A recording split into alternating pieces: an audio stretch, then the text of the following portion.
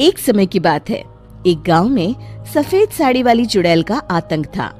चुड़ैल रात भर गांव में घूमती और गांव का जो भी आदमी उसे दिखाई देता उसे वो घायल कर देती। अरे कोई तो बचाओ, मर गया रे। एक रात हरिया अपने खेत से अपने घर लौट रहा था कि तभी अचानक उसके सामने चुड़ैल आ जाती है। अरे बाप रे, ये चुड़ैल कहाँ से आ गई? आज तो मैं गया काम से।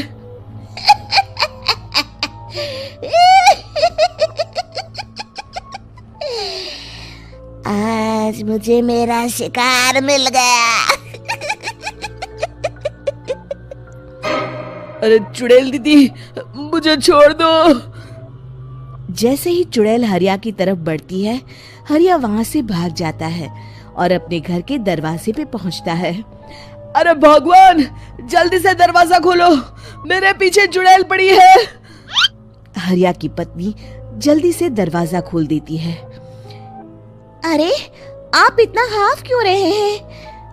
अरे मेरे पीछे चुड़ैल पड़ी है, आज तो मैं बाल बाल बच गया। जल्दी से सभी दरवाजे और सभी खिड़कियों को बंद करके बत्ती बुझा दो।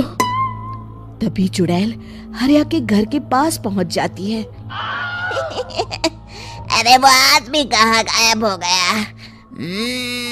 मैं भी देखती हूँ आखिर कब तक बचेगा। मैं अपने शिकार को इतनी आसानी से नहीं छोड़ती। इतना कहकर चुड़ैल वहां से चली जाती है। वहीं दूसरी तरफ हरिया और उसकी पत्नी दोनों अपने घर की खिड़की से ये सब देख रहे होते हैं। अरे बाप रे, ये तो बड़ी डरावनी चुड़ैल थी। अगले दिन ये बात आग की तरह पूरे गांव में फैल जाती है और धीरे धीरे लोग चुड़ैल के डर के मारे शाम होते ही अपने घरों से बाहर निकलना बंद कर देते हैं। कुछ दिनों के बाद भाई, मैंने तो इस चुड़ैल के डर के मारे रात को अपने खेतों को पानी देना बंद कर दिया है। कहीं मेरी फसल सूख गई तो मैं तो कहीं का नहीं रहूंगा। साहूकार का कर्जा कैसे चुकाऊंगा? अरे भाई, पूरे गांव वालों का यही हाल है। पता नहीं ये चुड़ैल हमारे गांव में कहां से आ गई।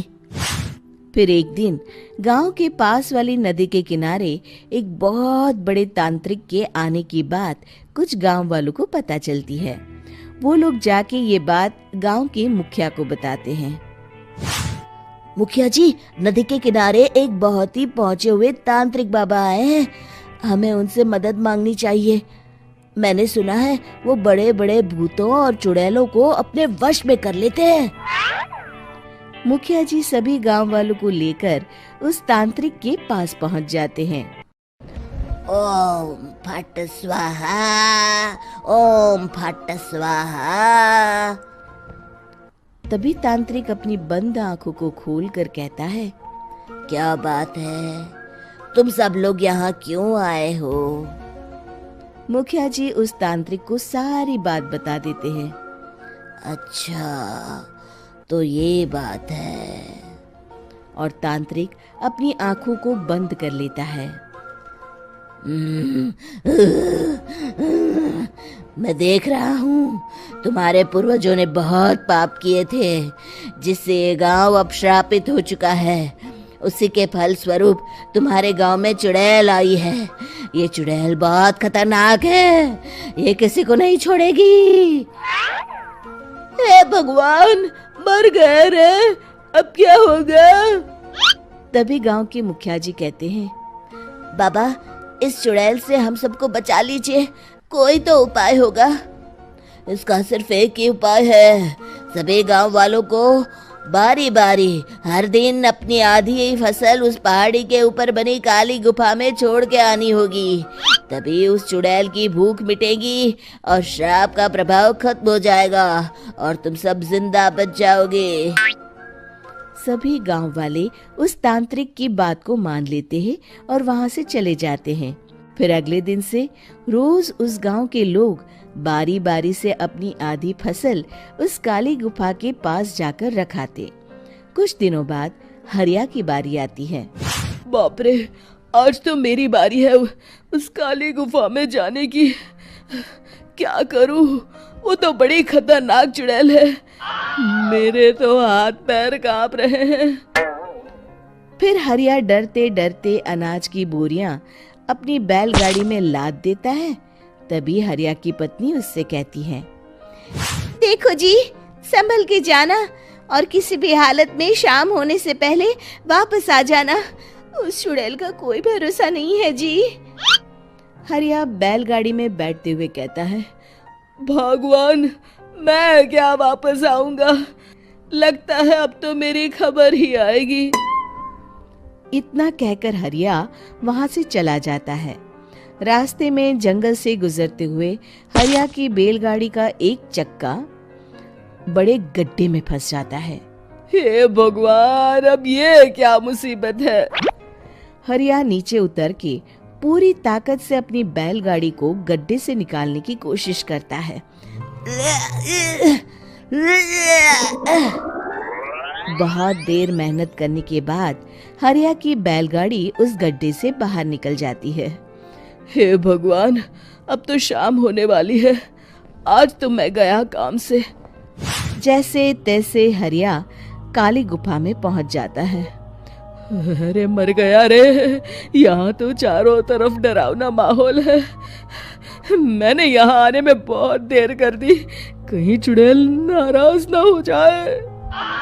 हरिया अनाज की बोरिया वहां रख के जैसे ही जाने लगता है, तभी उसे किसी के आने की आवाज सुनाई देती है। हरिया एक कोने में छुपकर अंदर देखने लगता है। चुड़ैल वहां आती है और फिर अपने चेहरे से नकली चुड़ैल का मुखौटा निकाल देती है। हरिया ये देख के हक्का बक्का रह जाता है। तभी चुड़ैल कहती है, भैया यहाँ आना। आज तो बहुत अनाज आया है, इसे मिलाकर अब हमारे पास ढेर सारा अनाज जमा हो गया है। कल ही हम इसे शहर में बेच आएंगे और माला माल हो जाएंगे। तभी अंदर से नदी के किनारे वाला तांत्रिक बाहर आता है। अरे, ये तो तांत्रिक बाबा है। हाँ, अब तो हम दोनों की जिंदगी मजे में कटेगी। गांव वालों को बेवकूफ बनाना इतना भी मुश्किल नहीं था। लोग तो तुम्हें सच में असली चुड़ैल समझते हैं। हाँ, तुमने सही कहा। अब ये गांव वाले चुड़ैल के डर से जिंदगी भर इस काली गुफा में अनाज पहुंचाते रहेंगे। अच्छा, तो ये बात है। ये दोनों पूरे गांव वालों को बेवकूफ बना रहे हैं। अभी जाकर सबको बताता हूँ। हरिया उन दोनों की पूरी बातें सुन लेता है और जल्दी से वापस गांव में आता है। गांव वालों को पूरी बात बता देता है। इससे पहले वो दोनों हमारा अनाज लेकर शहर जाए, हमें उन दोनों को पकड़ना होगा। उधर दूसरी तरफ नकली तांत्रिक और नकली चुड़ैल बनी औरत एक बड़ी गाड़ी में सारा अनाज लाद के वहां से निकलने की तैयारी कर रहे होते हैं। जल्दी करो, इससे पहले हमें कोई देख ले। हमें यहाँ से निकलना होगा। और तभी वो दोनों देखते हैं कि सामने से सभी गांव वाले अपने अपने हाथों में मशाल लेके आ रहे हैं। दोनों बुरी तरह डर जाते हैं। रुक जाओ, तुम दोनों का भांडा फूट चुका है। अरे मर गए रे, ये गांव वाले कहाँ से आ गए? तुमने क्या सोचा इतनी आसानी से यहाँ से निकल जाओगे? ये अनाज हमने अपने खून पसीने से दिन रात खेतों में मेहनत करके उगाया है। दोनों मुखिया जी के पैरों में गिर जाते हैं। हमें माफ कर दीजिए, हम दोनों एक नंबर के कामचोर हैं। बिना मेहनत किए पैसे कमाना चाहते थे। हाँ हाँ, अब हम आगे से मेहनत मजदूरी करके पैसे कमाएंगे। हमें कुछ मत करना, हमें छोड़ दीजिए। इतना कह के दोनों गांव छोड़ के भाग जाते हैं और सभी गांव वाले फिर से खुशी खुशी रहने लगते हैं। शिक्षा तभी तो कहते हैं कि किसी भी समस्या का समाधान केवल सूझबूझ से ही करना चाहिए और कभी हिम्मत नहीं हारनी चाहिए। दोस्तों, हमें उम्मीद है कि आपको हमारी ये कहानी पसंद आई होगी। कृपया हमारे चैनल को सब्सक्राइब करें और सभी अपडेट्स के लिए बेल आइकन जरूर दबाएं। और हाँ, वीडियो लाइक और शेयर करना मत भूलिएगा। Bye bye.